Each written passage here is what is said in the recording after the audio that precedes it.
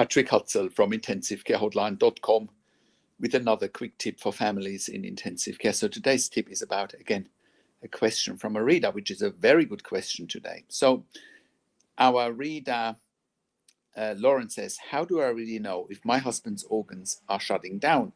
He has been on a ventilator for 2 weeks after a stroke, and the ICU team is telling me that there's no hope. His organs are shutting down. Okay, great question. So let's just set the scene here. The first thing that you need to know is that approximately 90% of patients in intensive care do survive. That means the odds are in your husband's favor. Now, next, let's look at all the major organs: brain, heart, lungs, liver, kidneys. So how do you know that what the ICU team is telling you, that there's multi-organ failure, is accurate? How do you know that the organs are shutting down? So, okay, let's again start from the top. Let's start with the brain. Well, if the brain is shutting down, it means that someone is unconscious, is not waking up, right? That can be determined by lack of neurological response. So someone is not waking up, someone is not responding at all, someone has a Glasgow Coma Scale of 3. I urge you to check out the Glasgow Coma Scale. I don't have the time in this video to explain about Glasgow Coma Scale, but someone has a Glasgow Coma Scale of 3. Their pupils might be non-reactive to light. They might be unequal and non-reactive to light, and so forth. So that would be one sign that the brain is shutting down. Another sign would be that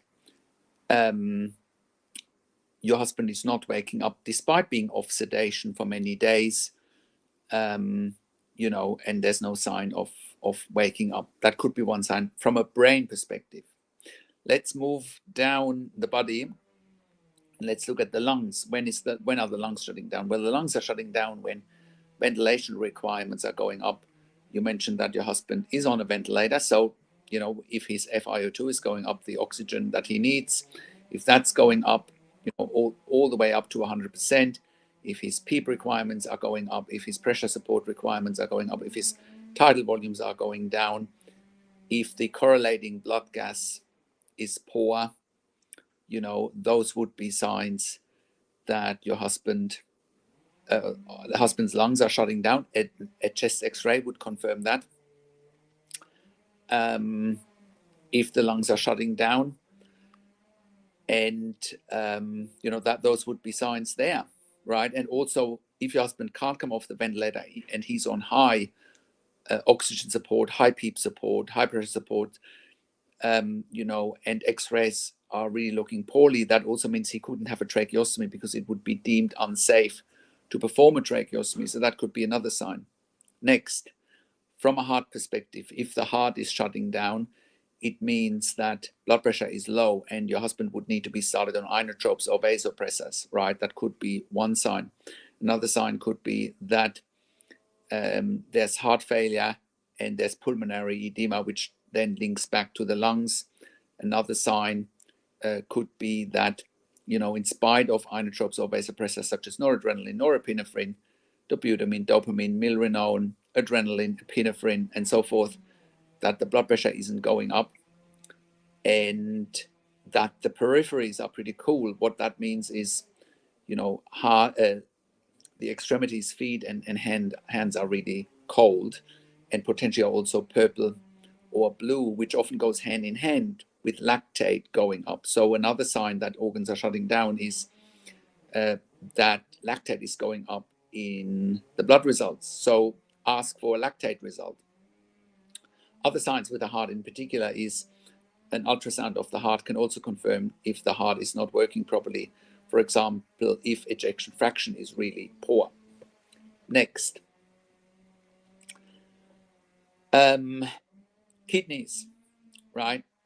When kidneys are shutting down, it means that urea and creatinine are going up, or BUN is going up, low urine output. That is often a sign when the kidneys are shutting down. That can be treated with dialysis or hemofiltration, but it also means there needs to be a decent blood pressure that's compatible with life, ideally without inotrope or vasopressor support.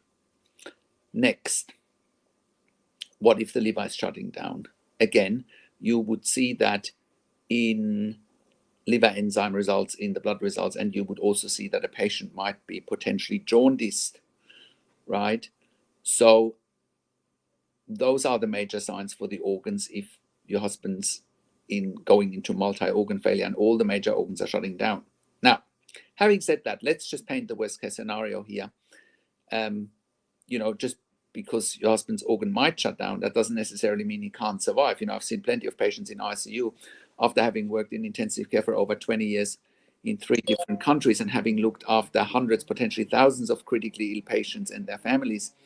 I have seen patients coming out of multi-organ failure. Once again, keep in mind, 90% of patients in intensive care approximately survive. So why should your husband be 1 out of 10 not surviving, right? Do not give up hope here. And just because the intensive care team is negative, you got to do your own research, which is what you're doing here, and that's great.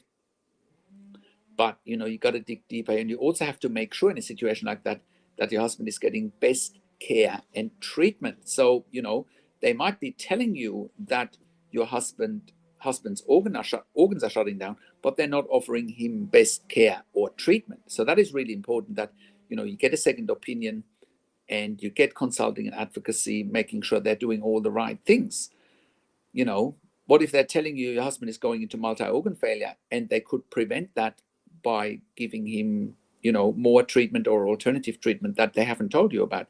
Intensive care teams are notorious to only tell families in intensive care not even half of the story. We've seen that over and over again. So I hope that helps, and that is my quick tip for today. If you have a loved one in intensive care, go to intensivecarehotline.com and call us on one of the numbers on the top of our website, or simply send us an email to support@intensivecarehotline.com with your questions. Also, have a look at our membership for families in intensive care at intensivecaresupport.org. There you have access to me and my team 24 hours a day in the membership area and via email, and we answer all questions intensive care related. I also offer one-to-one consulting and advocacy with you over the phone via Skype, Skype, Zoom, WhatsApp, whichever medium works best for you. And I also talk to intensive care teams directly. I also represent you in family meetings with the intensive care team. I've represented many families in intensive care and intensive care teams, and we've turned situations around for families in intensive care very, very quickly. As soon as the intensive care team knows you're talking to someone who understands intensive care just as well as they do, things will change for you, and they have to be transparent because I ask questions that you haven't even considered asking. If you need a medical record review in real time, please contact us as well. We review medical records for patients in intensive care in real time so that you can have a second opinion. We also review medical records after intensive care if you have unanswered questions, if you suspecting medical negligence, or if you simply need closure, we can help you with that as well. Now, subscribe to my YouTube channel for regular updates for families in intensive care.